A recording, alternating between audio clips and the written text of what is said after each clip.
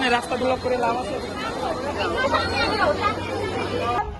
কালকে ডাক দেয় কালকেই আসবো, আজ আবার ডাক দিলে আজই আসবো, যখন ডাকবে তখন আসবো।